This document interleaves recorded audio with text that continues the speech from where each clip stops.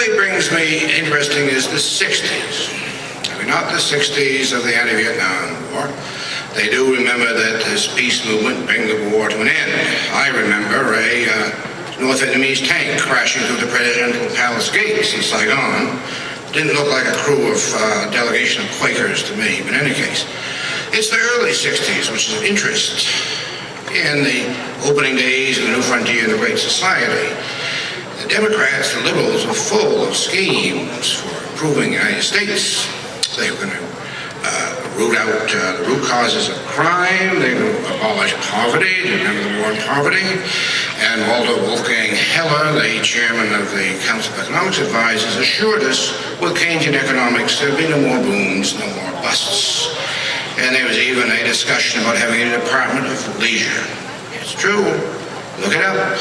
A counterpart of the Department of Labor, so they're concerned the American people might go off and do leisurely things which wouldn't be productive.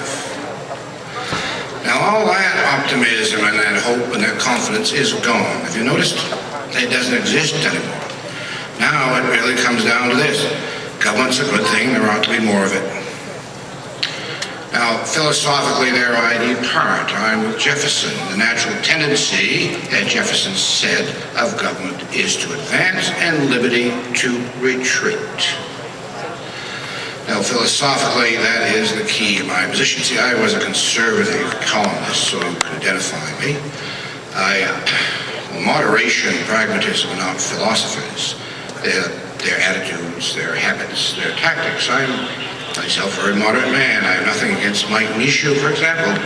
Seems like a nice fellow. Always gives me a firm handshake and a somewhat baffled smile when I meet him. I'm sure he loves the state of Maine, but you really can't love the state of Maine properly until you've spent 32 years in the tropical hell of New Jersey. Take my word for it. But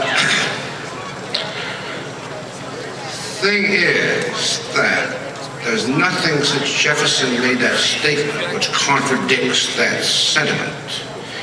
It is the tendency of governments everywhere to grow in power, and it necessarily means a restriction of liberty. You can play around with the words all you want, but that is what it means.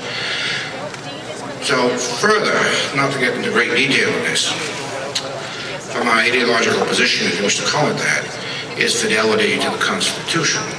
And since nobody else is allowed to speak up for Ron Paul, I will say that. There's one thing I'm confident of. The man, when he takes the oath to uphold the Constitution, knows exactly what he means.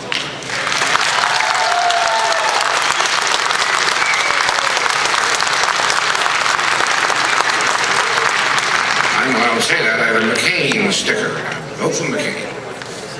And I didn't much care for this assault on his personal record, but the testimony of his fellow POWs is quite clear. He's a far better man than I am or ever hope to be. Now, that aside, I'm not too sure that he has the same conviction about the Constitution as Ron Paul. And that Bill McCain-Feingold bill makes me doubtful on that score, and that does bother me. Now, by the way, on Obama's website, that appears as the Feingold bill. Who the hell ever heard of a Feingold bill? I mean, so much for this man's genuineness of purity of motive and bipartisan approach. But there, I did promise you, did I not, that it would be short and painless. Thanks for listening.